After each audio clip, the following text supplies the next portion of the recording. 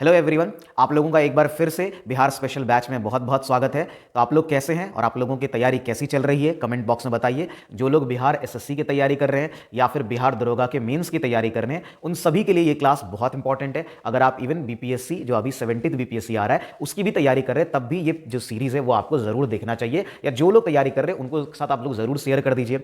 वैसे ये आपको पता ही होगा, आपने मध्यकालीन इतिहास का भाग 1 और भाग 2 तो कर लिया है। आज हम लोग जो भाग 3 या फिर आप उसको मॉडल सेट 3 कह सकते हैं ना, वो हम लोग करने वाले हैं।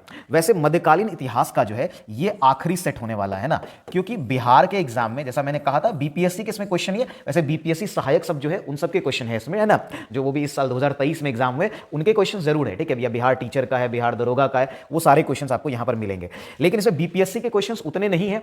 बीपीएससी के क्वेश्चन की सीरीज जैसा मैंने आपसे कहा भी है कि इसका ये जैसे ही कंप्लीट होगा उसके साथ मैं बीपीएससी के पीवाईक्यू की सीरीज को भी स्टार्ट कर दूंगा। बिहार एसएससी का क्लास आपका निरंतर चलता रहेगा। ये सीरीज खत्म होने के बाद इसमें जो है एक्स्ट्रा क्लासेस, जो डिटेल क्लासेस हैं, वो सारी चीजें भी आएंगी। तो चैनल से जुड़े रहिए, है ना। वीडियो को लाइक जरूर करिए, कमेंट करिए, है ना, और चैनल को शेयर जरूर कर दीजिए।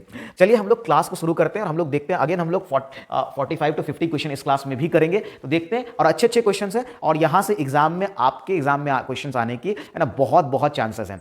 और ये सीरीज से जो लोग भी सीरीज को वॉच कर रहे होंगे ना, और अगर उन्होंने बिहार दरोगा का अटेम्प्ट दिया होगा तो उनको जरूर रियलाइज होगा कि कितने जो पीवाईक्यूज क्वेश्चन है वो रिपीट होते हैं बिहार के एग्जाम में। चलिए जल्दी से क्लास को शुरू करते हैं और पहले सवाल की तरफ बढ़ते हैं।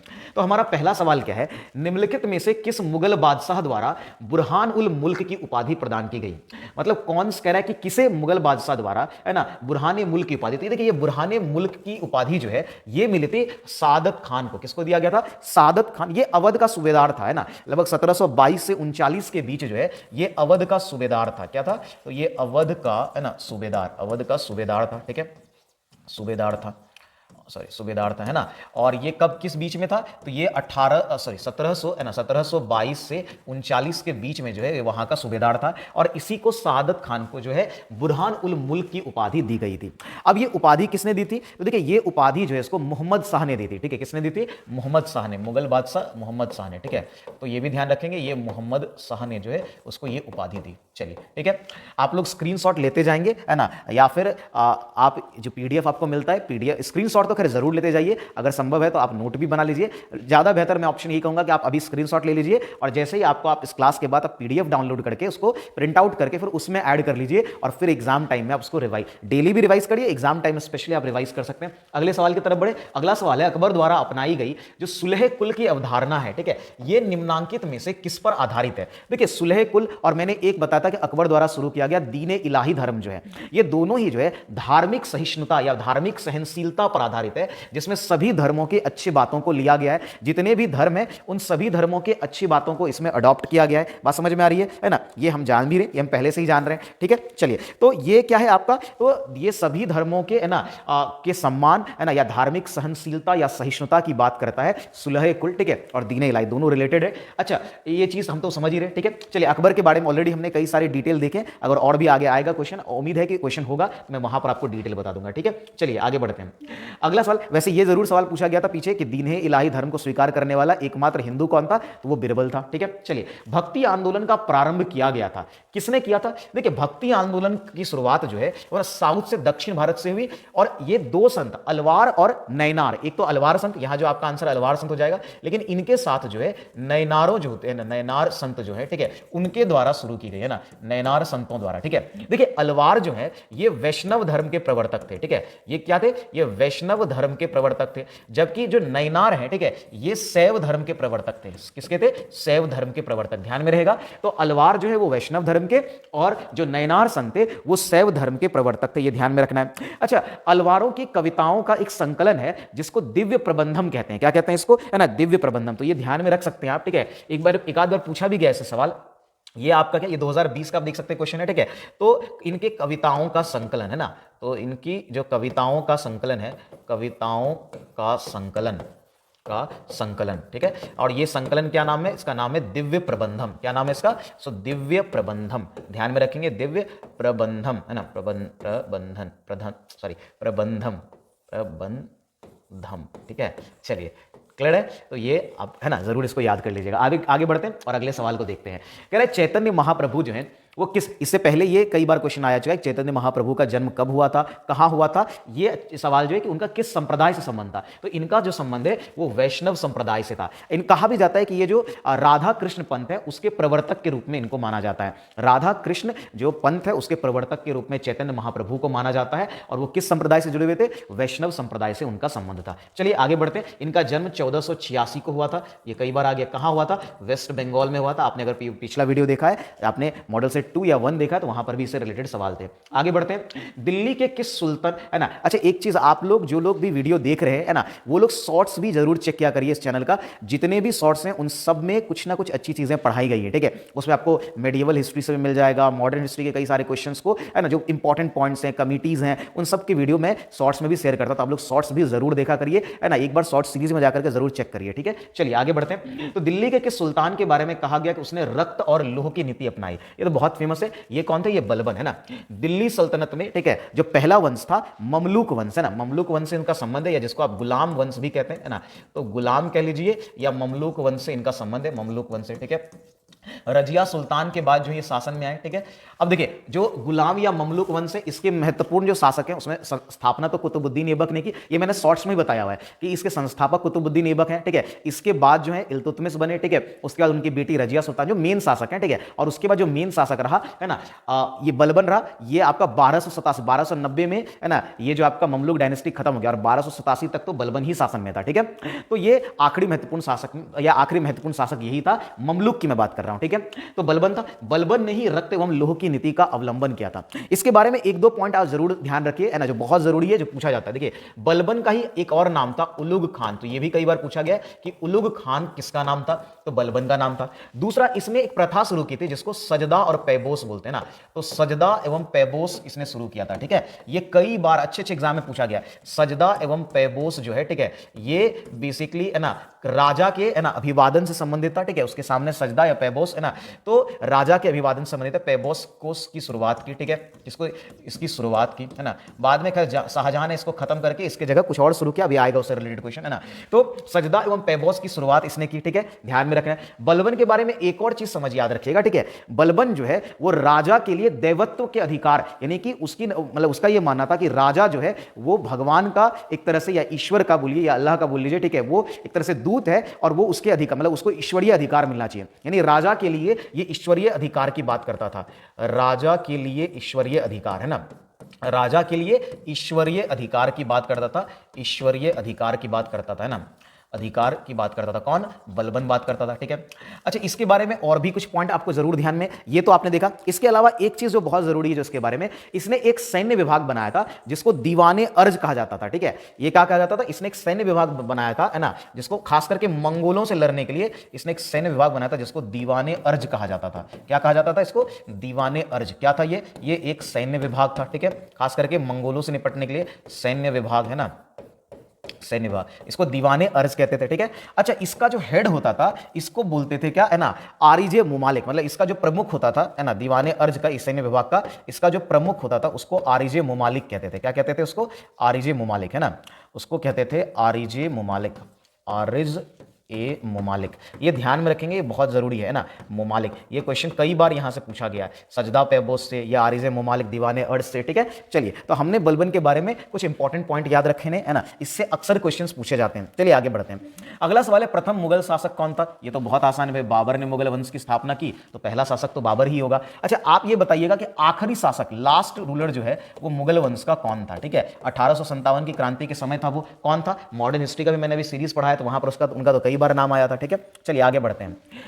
जरूर आप लोग कमेंट जरूर करिए, जो लोग आंसर जानते हैं जरूर कमेंट करिए। मुगल काल में उत्तर पश्चिम भारत का एक महत्वपूर्ण हस्तलिपि उत्पादन और वितरण केंद्र कौन सा था। तो मुगल काल में तो यह क्षेत्र था कश्मीर, है ना। कौन सा क्षेत्र था, कश्मीर जो है वो भारत का एक महत्वपूर्ण हस्तलिपि, है ना, वाला, या हस्तशिल्प बोले, सॉरी हस्तलिपि नहीं, हस्तशिल्प वाला क्षेत्र था। तो हस्तशिल्प उत्पादन और वितरण केंद्र था, है ना। तो ये ध्यान में रखेंगे। चलिए आगे बढ़ते हैं अगले सवाल की तरफ। तो हमारा अगला सवाल क्या हो जाएगा, अगला सवाल है, दिल्ली के किस सुल्तान ने स्वयं को नियामते खुदाई। अभी जस्ट मैंने बताया था बलबन के बारे में ना, कि वो खुद को ईश्वरीय मतलब राजा के लिए, ये ना, देवत्व के अधिकार या शक्ति की बात करता था। तो खुद को नियामते खुदाई जो कहा था, ये बलबन ने कहा था। किसने कहा था, बलबन ने। तो ये याद रखेंगे। आगे बढ़ते हैं, अगला सवाल हमारा, वो अगला सवाल है, दिल्ली में लाल किले में मोती मस्जिद का निर्माण किसने करवाया था? ये मैंने वैसे पहले ही बताया है ना, कि 3 मोती मस्जिद है ना।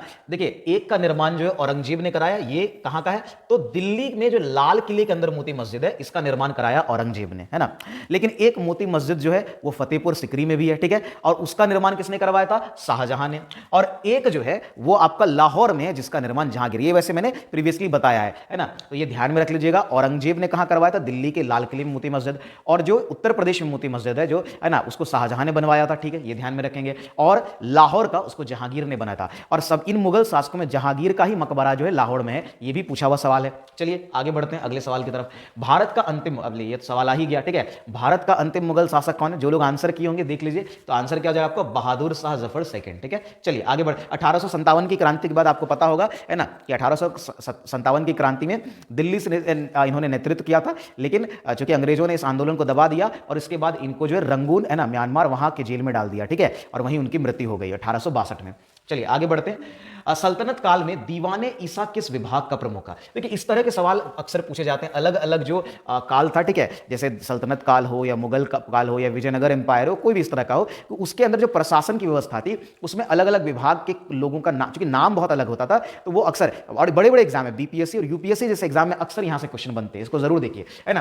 तो कह रहे हैं सल्तनत काल में दीवाने ईसा जो कहा जाता था, यह पत्राचार विभाग को कहा जाता था। किसको कहा जाता था? पत्राचार विभाग जो है उसको दीवाने इंसा कहा जाता था। देखिए, सल्तनत काल में जो प्रशासन था ना, तो प्रशासन को थोड़ा सा समझ लीजिए, सल्तनत काल के प्रशासन को थोड़ा सा जान लीजिए। इसमें देखिए, सबसे ऊपर तो कौन होता था? सुल्तान। सबसे ऊपर कौन था? तो ये सुल्तान था, ऑब्वियसली, है ना, सुल्तान, ठीक है, तो ये सुल्तान था। सुल्तान से जो नीचे होता था उसको नायब कहते थे। उसको क्या कहते थे? नायब। इसके पास जो है वो सुल्तान के सभी अधिकार लगभग होते थे। मतलब इसके पास, अगर आप नायब की अगर बात करें, तो सुल्तान के पास जो अधिकार थे लगभग वो सारे अधिकार इसके पास होते थे ना। तो सुल्तान की सभी शक्तियां नायब के पास होती थी।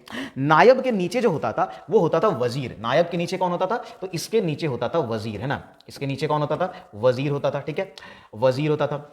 वजीर के जो नीचे होता था, ठीक है, अब देखिए, तो सुल्तान के नीचे नायब हो गया। नायब के पास क्या होते थे? सुल्तान की सभी शक्ति, है ना। तो इसके पास सुल्तान की सभी शक्ति होती थी ना, सुल्तान की, है ना, सभी शक्ति होती थी, ठीक है, सभी शक्तियां होती थी इनके पास, ठीक है, नायब के पास।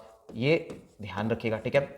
उसके बाद हो गया कौन? उसके बाद वजीर। वजीर बेसिकली क्या होता? इसके पास वित्त विभाग होता था। इसके पास कौन सा विभाग होता था? इसके पास होता था वित्त विभाग, ठीक है, इसके पास होता था वित्त विभाग, ठीक है। चलिए ये भी ध्यान में रखेंगे। तो वजीर, इसको, है ना, इसको एक और चीज कहा जाता था, है ना, वो कहा जाता था दीवाने विजारत कहते थे इसको। क्या कहते थे? इसी को जो है दीवाने विजारत भी कहते थे। तो इसको ध्यान में रखेंगे, क्या कहते थे? दीवाने विजारत, है ना, दीवाने विजारत, ठीक है, विजारत कहते थे, दीवाने विजारत कहते थे, ठीक है, याद रखेंगे। चलिए, तो दीवाने विजारत कहते थे वजीर को। अब वजीर के अलावा जो और लोग थे, जिसमें आरिज़े मुमालिक था, ठीक है, आरिज़े मुमालिक जो अभी जस्ट हमने पढ़ा था कि आरिज़े मुमालिक क्या था? सैन्य विभाग, है ना। तो एक था आपका आरिज़े, है ना, आरिज़े मुमालिक, ठीक है, ये हेड होता था, किसका होता था? ये सैन्य विभाग का, मुमालिक, ठीक है, आरिज़े मुमालिक। इसके पास क्या होता था? इसके पास आपका हो गया सैन्य विभाग। इसके पास होता था सैन्य विभाग, है ना। तो ये ध्यान में रखेंगे, सैन्य विभाग। आरिज़े मुमालिक के पास क्या होता था? तो सैन्य विभाग होता था। अच्छा, उसके बाद आरिज़े मुमालिक के अलावा कौन से लोग थे? तो आरिज़े मुमालिक के अलावा इसमें एक और था, जिसको, है ना, एक तो दीवाने इंसा था जो पत्राचार विभाग जिसके पास था, और एक दीवाने रिसालत होता था, है ना, जिसके पास धार्मिक मामलों का ये विभाग होता था। तो एक क्या था? दीवाने इंसा, आप यहां से याद रख लेंगे, ठीक है। और एक क्या हो गया आपका? तो वो था दीवाने रिसालत, है ना, एक को कहते थे दीवाने रिसालत। सो एक क्या हो गया? दीवाने, है ना, दीवाने रिसालत, ठीक है, रिसालत। ये धार्मिक मामलों से संबंधित था, दीवाने रिसालत। ये किससे संबंधित था? धार्मिक मामलों से। इसको जरूर ध्यान में रखिएगा, इससे अक्सर क्वेश्चन बनते हैं और बहुत लोग छोड़ करके आते हैं इसको, या तो गलत ही मार के आते हैं। धार्मिक मामलों से संबंधित, ठीक है, ध्यान में रखना है। तो हमने यहां पर क्या क्या पढ़ा? सुल्तान के अलावा, सुल्तान तो होता ही था, नायब जो कि, है ना, सुल्तान की सभी शक्तियां इनके पास होती थी। वजीर, जिसके पास वित्तीय विभाग होता था, जिसको दीवाने विजारत भी कहते थे। फिर आरिज़े मुमालिक होता था, है ना, जो सैन्य विभाग का अधिकारी होता था। फिर दीवाने रिसालत होता था, जिसके पास धार्मिक मामलों के विभाग, और एक दीवाने इंसा, जिसके पास पत्राचार विभाग होता था। ये सभी पॉइंट याद रखिएगा। आगे बढ़ते हैं। कह रहा है मुगल काल में जिस भूमि का स्वामित्व सीधे सुल्तान के पास होता था उसको क्या कहते थे? इसको खालिस कहते थे, है ना। क्या कहते थे इसको? है ना, इसको खालिस कहते थे, ठीक है, या कहीं कहीं खालिशा भी लिखा गया है, ठीक है। वो कहते थे, वो क्या था हमारा? तो वो मतलब ऐसी भूमि, मुगल काल में ऐसी भूमि जो सीधे सुल्तान के पास होती थी, सुल्तान के कंट्रोल में होती थी, ठीक है। आगे बढ़ते, अगला सवाल।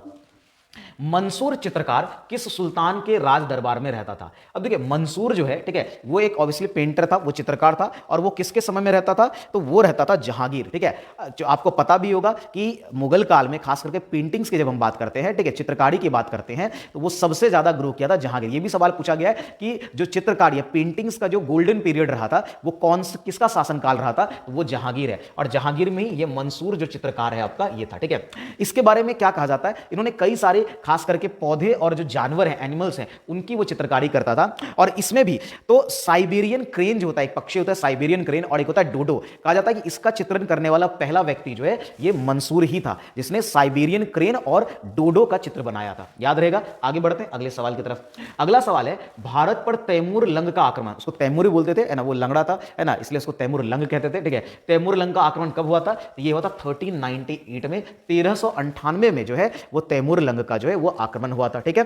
अच्छा, उस समय शासक कौन था? उस समय शासन में था, है ना, एक तुगलक, ऑब्वियसली तुगलक वंश था उसमें, और नासिरुद्दीन मोहम्मद शाह तुगलक था। कौन था? तो नासिरुद्दीन मोहम्मद शाह तुगलक के समय में। तो ये लिख सकते हैं, ध्यान में रख सकते हैं, ये नासिरुद्दीन, है ना, उद्दीन, है ना, नासिरुद्दीन मोहम्मद शाह तुगलक, है ना, मोहम्मद शाह तुगलक, ठीक है, मोहम्मद शाह तुगलक जो है उसके समय में, ठीक है। चलिए आगे बढ़ते हैं अगले सवाल की तरफ।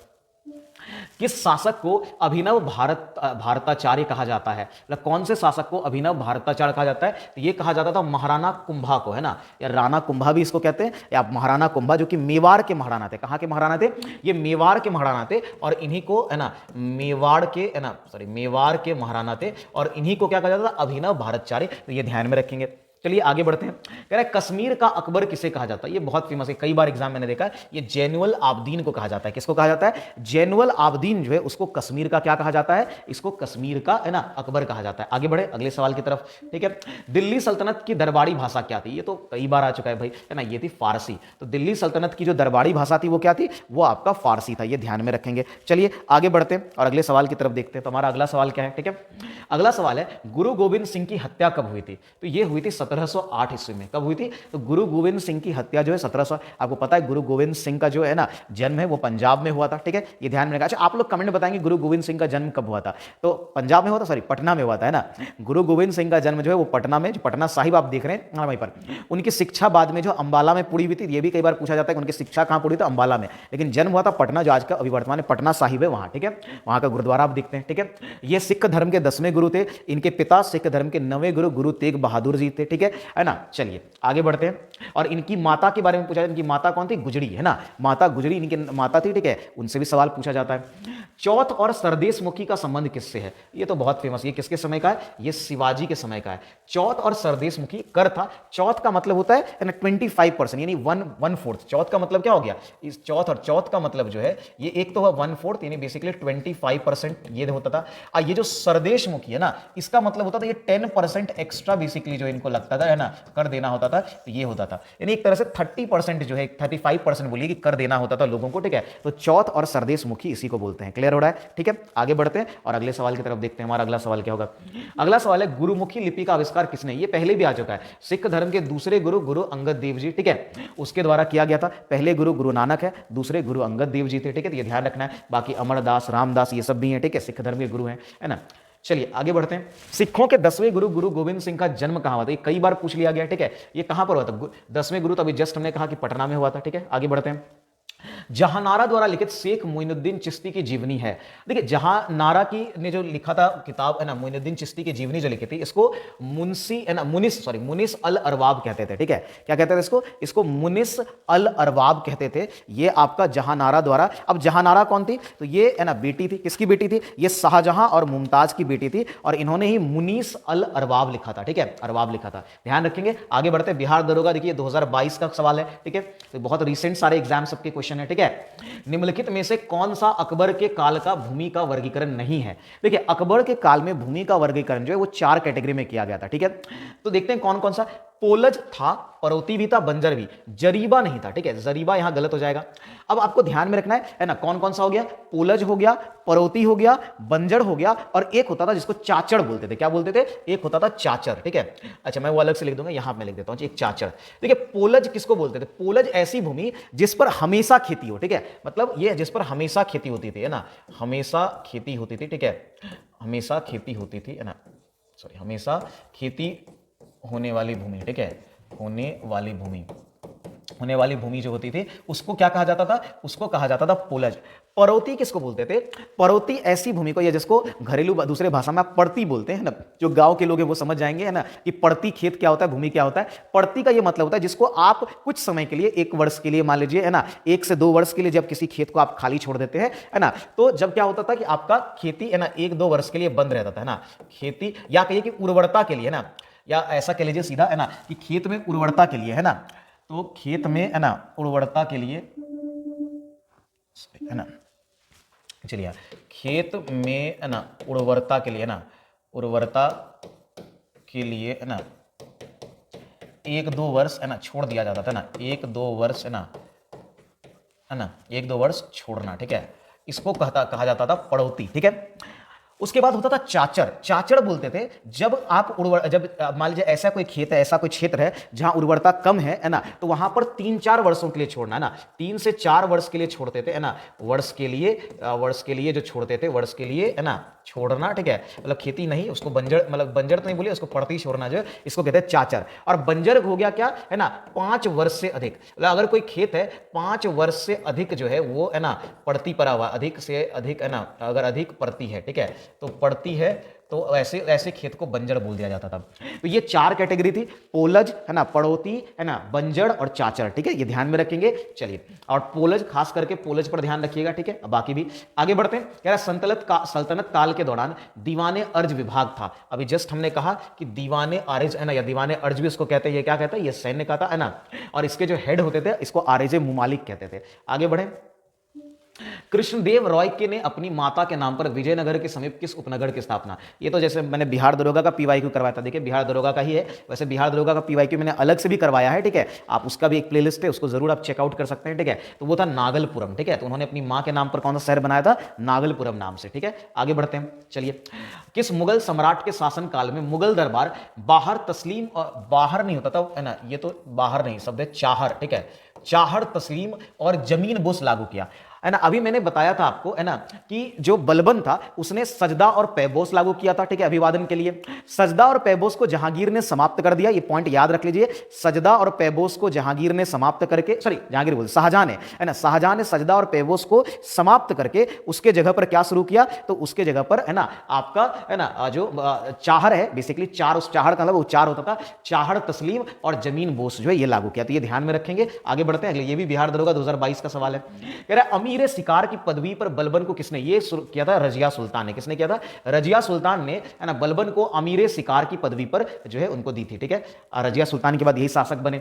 अकबर के राज्य के समय बिहार कितने प्रांतों में बटा हुआ था? देखिए, अकबर के समय बिहार जो है ना 7 प्रांतों में बटा हुआ था। ठीक है, कितने प्रांतों में बटा हुआ था? 7। ध्यान में रखेंगे। अगला सवाल देखते हैं। मध्यकालीन बिहार में बुनियादी प्रशासनिक इकाई के रूप में परगना को किसने विकसित किया? बात हो रही है बिहार की, और आपको पता है बिहार पर जो शासक रहा था मेनली वो शेरशाह सूरी, है ना। बिहार का सासाराम में आप जानते हैं कि उसका मकबरा ही भी है। ठीक है, तो वो था आपका शेरशाह सूरी। ठीक है, चलिए आगे बढ़ते हैं अगले सवाल की तरफ।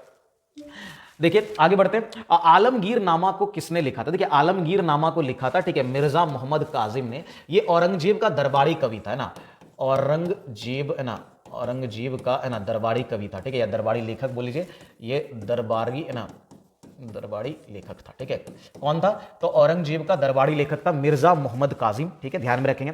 अच्छा, अभी मैंने एक वीडियो अपलोड किया है। अच्छा, जिन लोगों को नहीं पता है मैं बता दूं, है ना, आप लोग बहुत लोगों को नहीं मालूम होगा, एक और चैनल है ना, जो मेरे नाम पर, जिसका नाम है लर्न विद ज्ञानेश्वर, है ना। बेसिकली क्या, बहुत सारी चीजें हैं जिसको ऑब्वियसली ये एजुकेशनल चैनल है कंप्लीटली, ये, है ना, जहां पर तैयारी होती है, तो यहां पर मैं ज्यादा डिस्कशन का वाला वीडियो नहीं डाल रहा हूं। ठीक है, उसके लिए मैंने एक अलग चैनल बनाया रखा है। ठीक है, जो लर्न विद ज्ञानेश्वर के नाम से आप लोग सर्च कर सकते हैं, learn with Dnyaneshwar YouTube channel search करिएगा, वो आ जाएगा, है ना। उस पर जितने भी डिस्कशन वाले वीडियो हैं, चाहे वो पॉलिटिकल हो, इकोनॉमिकल हो, वो सारे ही डिस्कशन इंपॉर्टेंट मैं वहां पर करता हूं। वो ज्यादातर देखिए, एक तो जनरल पब्लिक के लिए भी है, यानी आम जनमानस के लिए, कि वो खबर आपको पता होनी चाहिए, ऐसी खबरों को, उसके तथ्यों को, है ना, मैंने शेयर किया, जिसमें अभी हाल फिलहाल में आपका जो ज्ञानवापी मस्जिद है उसके केस को हो, या फिर नया जो कोविड का जो नया JN1 वायरस है उसके बारे में हो, इस तरह के और भी कई सारे टॉपिक्स, ठीक है। तो आप लोग वहां पर भी देख सकते हैं, जो लोग इच्छुक हैं उसको जरूर आप सब्सक्राइब कर लीजिएगा, ठीक है। तो वहां पर मैंने, है ना, जब ज्ञानवापी वाले मस्जिद की केस के बारे में बताया था, तो उसमें से इस लेखक की किताब मुश्ताक साकी मुस्तैद खान, इसकी एक किताब है, वो बहुत अहम हो जाती है। आप उस वीडियो को जरूर जाकर के देखिएगा, ठीक है। अगर आपको चैनल नहीं मिलेगा तो आप प्रथम क्लासेस के, है ना, जो है चैनल अबाउट वाले ऑप्शन में जाकर के वहां से भी चैनल का लिंक देख सकते हैं, ठीक है। तो किताब, है ना, मोहम्मद साकी मुस्तैद खान की किताब मासीरे आलमगिरी है। कौन सी किताब है? तो यह है मासीरे आलमगिरी, ठीक है। ये बहुत महत्वपूर्ण किताब है हिंदू पक्ष के, है ना, बेसिकली आलमगिरी है जो इस मामले में, ज्ञानवापी मामले में जो हिंदू पक्ष का जो मेन आधार बना हुआ है, यही किताब है। और जो मुस्लिम पक्ष का मेन आधार जो है वो एक कानून है जो इसको प्लेसेस ऑफ वर्शिप एक्ट, यानी कि पूजा, है ना, उपासना अधिनियम जो बोल लीजिए, है ना, विशेष प्रावधान 1991। तो दोनों मैंने उसके लिए भी अलग से वीडियो वहां पर अपलोड किया, आप उसको जरूर देखिए। आगे बढ़ते हैं और अगले क्लास को देखते हैं, अगला जो हमारा क्वेश्चन है उसको देखते हैं, ठीक है। हमारा अगला सवाल क्या है? तो ये भी मोहम्मद साकी मुस्तैद खान की किताब मासीरे आलमगिरी न्यूज में भी रहा है, तो आपके एग्जाम में जरूर आने की संभावना है। किसने खूत और मुकद्दमों को इस हद तक पदावनत कर दिया, है ना, पदावनत कर दिया कि उनकी स्त्रियों को मुसलमानों के घरों में काम करना पड़ा? और ये किसने किया था? देखिए, किसने कहा है कि किसने खूत और मुकद्दम, ये खूत और मुकद्दम क्या थे? बेसिकली सब हिंदू अधिकारी हुआ करते थे ना, ये हिंदू अधिकारी थे, और इनकी स्थिति जो है ना, इनमें से किस शासक के समय, है ना, बेसिकली इतनी दयनीय हो गई कि इनकी पत्नियों को जो है वो मुसलमानों के घर में जाकर के काम करना पड़ रहा था, ठीक है। और ये शासक कौन है? तो ये शासक है अलाउद्दीन खिलजी। कौन है? तो ये शासक है आपके अलाउद्दीन खिलजी। तो ध्यान में रहेगा। आगे बढ़ते हैं अगले सवाल की तरफ। चलिए, तो हमारा अगला सवाल है, दिल्ली के किस सुल्तान ने सिजदा की परंपरा, जस्ट ये बस सिजदा और पैबोस वाला आ चुका है, ठीक है। आगे बढ़ते हैं।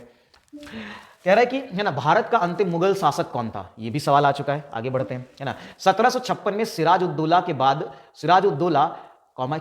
बंगाल के नवाब बने। मतलब सवाल देखिए ऐसे पूछा हुआ है कि 1756 में, है ना, सिराजुद्दौला जो किसके बाद बंगाल का नवाब बना? तो ये अली, तो उसका दादा था अलीवर्दी खान, है ना, अलीवर्दी खान के बाद जो है सिराजुद्दौला बना। और आपको पता है सिराजुद्दौला और रॉबर्ट क्लाइव, इन्हीं के बीच जो है बैटल ऑफ पलासी 1757 में, जिसमें सिराजुद्दौला की हार हो गई थी, है ना।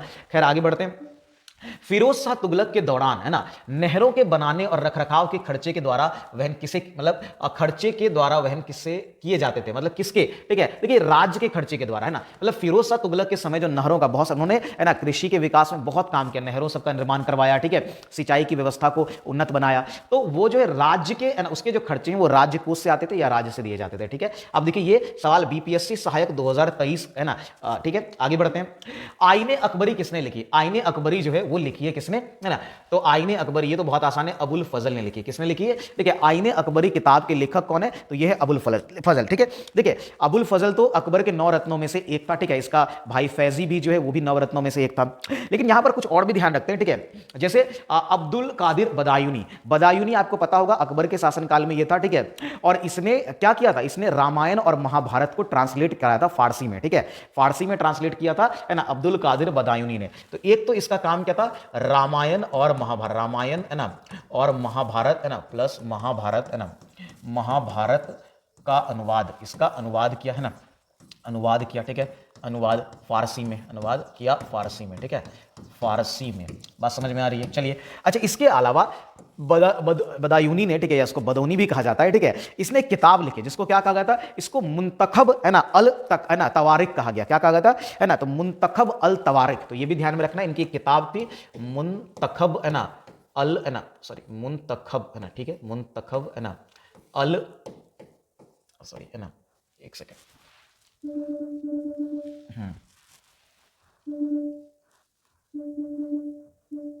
मुंतखब अल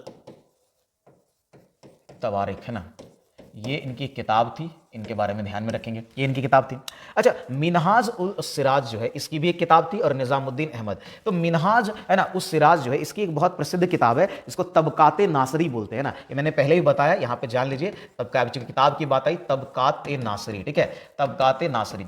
आप लोग शॉर्ट्स वीडियो में जरूर, है ना, जुड़े रहिए, क्योंकि वहां पर मैंने, है ना, जो है आप शॉर्ट्स में आपको एक वीडियो मिल जाएगा जिसमें मैंने मध्यकालीन भारत के, है ना, जितने भी महत्वपूर्ण किताब है उसके बारे में बताया, वो भी आप जरूर देखिए, ठीक है। चलिए, तो मिनहाज उस सिराज हो गया, गया, तबकाते नासरी लिखी। अच्छा, निजामुद्दीन अहमद की अगर बात करें तो इनकी दो किताब है जो आपसे पूछी जा सकती है। एक तो उन्होंने तबकाते अकबरी लिखा और तारीखे निजामी लिखा। क्या लिखा? एक किताब इन्होंने लिखी थी तबकाते अकबरी, है ना, तबकाते अकबरी, ठीक है। कौन सी किताब लिखी इन्होंने? इन्होंने लिखी तबकाते अकबरी, ठीक है, अकबरी किताब लिखी, तबकाते अकबरी, ठीक है। और एक लिखा था क्या, है ना, एक तो इन्होंने क्या लिखा और दूसरा किताब इनका था निजामी, तारीखे निजामी, ठीक है। तो एक इनका किताब था तारीखे निजामी, ठीक है, तो तारीखे निजामी, ये ध्यान में रखेंगे, ये किताब था निजामी। चलिए अगले सवाल की तरफ बढ़े। अगला हमारा सवाल क्या हो जाएगा? तो हम लोग अगले सवाल की तरफ बढ़ते हैं। अगला सवाल है, विजयनगर का महानतम शासक कौन था? देखिए, विजयनगर में तो बहुत सारे शासक हुए, जो महानतम शासक था, ठीक है, वो था कृष्णदेव रॉय, जो कि 1509 से लेकर के, है ना, 1530 करीब 29-30 तक ये शासक रहा था, ठीक है, 29 से 30 तक ये रहा था, ठीक है।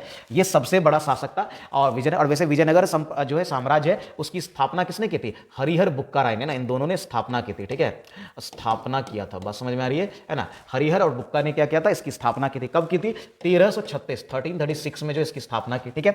आगे बढ़ते हैं। और ये विजयनगर एम्पायर जो है 1646 तक चला, है ना, लेकिन इसका जो मेन विघटन है वो 1565 में ही हो गया था, ठीक है। चलिए आगे बढ़ते हैं। वो पीछे आया था क्वेश्चन, अगर आप लोगों ने पार्ट 2 देखा तो आपको पता होगा। समृद्धि ने षड्यंत्र और विद्रोह को जन्म दिया और दरिद्रता अस्थायित्व और शांति की गारंटी देती है। वैसे ये जो कथन है ना, ये बहुत ही मतलब पैराडॉक्सियल जिसको बोलते हैं ना, बहुत अपवाद वाला, बहुत ऑपोजिट कथन है। यहां पर कहा गया समृद्धि षड्यंत्र और विद्रोह को जन्म देती है, और कहना है कि दरिद्रता जो है वो शांति को जन्म देती है, जो कि बिल्कुल अलग है। लेकिन ये किसने कहा था? ये जियाउद्दीन बढ़नी का कथन था। किसका कथन था? ये कथन था जियाउद्दीन बढ़नी का। तो ध्यान में रखेंगे, ये किसने कहा था? जियाउद्दीन बढ़नी। उनकी किताब थी तारीखे फरिश्ता, ठीक है। क्या था? एक किताब उन्होंने लिखी थी तारीखे फरिश्ता, उसमें उन्होंने इसकी चर्चा की थी, है ना। तो किताब क्या थी?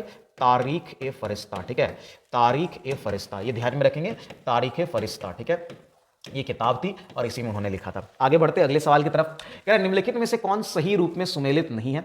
अलाई दरवाजा अलाउद्दीन खिलजी, बिल्कुल ये तो उन्होंने ही बनवाया था। जमात खाना मस्जिद बलबन, नहीं, ये गलत है, ठीक है। कुतुब मीनार में सही है, ठीक है, पूरा क्या था? हिसार फिरोज शाह तुगलक, ठीक है। देखिए, जमात खाना मस्जिद की अगर बात करें तो ये बलबन नहीं बनाया था, ये बनाया था खिज्र खान, अलाउद्दीन का जो अलाउद्दीन खिलजी है ना, उन्हीं का बेटा था खिज्र खान, ठीक है। ये किसने बनवाया था? ये खिज्र खान ने बनवाया था, ठीक है, खिज्र खान, ठीक है। तो ये ध्यान में रखना है। चलिए आगे बढ़ते हैं, अगले सवाल की तरफ देखते हैं। हमारा अगला सवाल है कि विजयनगर साम्राज्य में अमरम शब्द का अर्थ क्या होता था? अमरम शब्द का अर्थ जो है वो क्या होता था? चलिए आप लोग भी बता सकते हैं। तो अमरम शब्द का अर्थ विजयनगर एम्पायर में जो है ये दान से संबंधित था, है ना। लेकिन किसको दान दिया जाता था? ये कौन से दान? तो सैनिकों को जो दान दिया जाता था, जो भूमि का टुकड़ा दिया जाता था सैनिकों को, उसको कहते थे। ये सैनिकों के दान से या सैनिकों को जो अनुदान दिया जाता था उससे था अमरम शब्द का, ठीक है। चलिए ये 2023 का सवाल देखिए, है ना, 16 जुलाई 2023 के एग्जाम में पूछा हुआ सवाल है। औरंगजेब की मृत्यु कब हुई? ये भी 2023 का सवाल है, 1707 में। इसके बारे में तो आप बहुत जानते होंगे, ठीक है। मोहम्मद बिन तुगलक के शासन काल में भारत आए प्रसिद्ध मुस्लिम खोजकर्ता इब्न बतूता किस देश से थे? ये तो इससे आसान क्या पूछेगा आपको, मोरक्को। कई बार आपसे पूछ लिया गया, ठीक है। 1333 ईस्वी में मोहम्मद बिन तुगलक के समय में ये भारत आए थे, ठीक है। चलिए तो ये आई थिंक कि हाँ ये कंप्लीट हो गया, है ना। इसमें हमने टोटल 43 क्वेश्चंस जो हैं वो किए हैं ना। हमने कितने किए? 43 क्वेश्चंस किए इस वीडियो में हमने, ठीक है। और ये जो है मध्यकालीन इतिहास का ये आपका आखिरी क्लास था, ठीक है। मध्यकालीन से और भी कुछ, ऐसा नहीं कि ये यहीं खत्म हो जाता है क्वेश्चन, इससे और क्वेश्चन बनेंगे। लेकिन अभी जो इसके बाद बीपीएससी की सीरीज होगी वहां पर उसको हम लोग डिस्कस करेंगे। और इसके अलावा बहुत सारे मध्यकालीन के वीडियोज आपको शॉर्ट्स में मिल जाएंगे, उसको भी जरूर करिए। और एग्जाम में डायरेक्ट आपको उन शॉर्ट से क्वेश्चन देखने को मिलेंगे, ये मेरी गारंटी है, खैर, ठीक है। तो आप लोग जरूर, है ना, इस चीज को फॉलो करिए। ये सीरीज अभी चलेगी, है ना। अभी हमने मध्यकालीन को कंप्लीट किया, अभी हमने मॉडर्न को ऑलरेडी कंप्लीट कर लिया है, हिस्ट्री हम लोग कंप्लीट करेंगे, सिविक्स आपका चल रहा है, सिविक्स भी जल्दी कंप्लीट होने वाला है। फिर हम लोग जैसे एंशिएंट खत्म होता है हम लोग ज्योग्राफी, और उधर आपका जैसे पॉलिटी खत्म होगा हम लोग इकोनॉमिक्स में, है ना, एंटर करेंगे। और फिर बिहार स्पेशल, ठीक है, ये हम लोग पहले इसको कंप्लीट करेंगे बिहार, है ना। फिर हम लोग बीपीएससी के सीरीज को बहुत जल्दी स्टार्ट करेंगे। आप लोग बस साथ बने रहिए, वीडियो को थोड़ा शेयर करिए, है ना, कमेंट करिए, है ना। आप अपना साथ बनाइए, आप हमें ये फील कराइए थोड़ा सा कि आप हमारे साथ हैं। फिर आप जो कहेंगे, जिस लेवल का कंटेंट कहेंगे जीएस में, वो सब लेकर के हर एग्जाम के लिए आपके लिए लेकर के आऊंगा, इसकी गारंटी है। बस आप लोग थोड़ा हमें सपोर्ट करिए। आज के लिए इतना ही इस क्लास में, मिलते हैं अगले क्लास में। जय हिंद, धन्यवाद।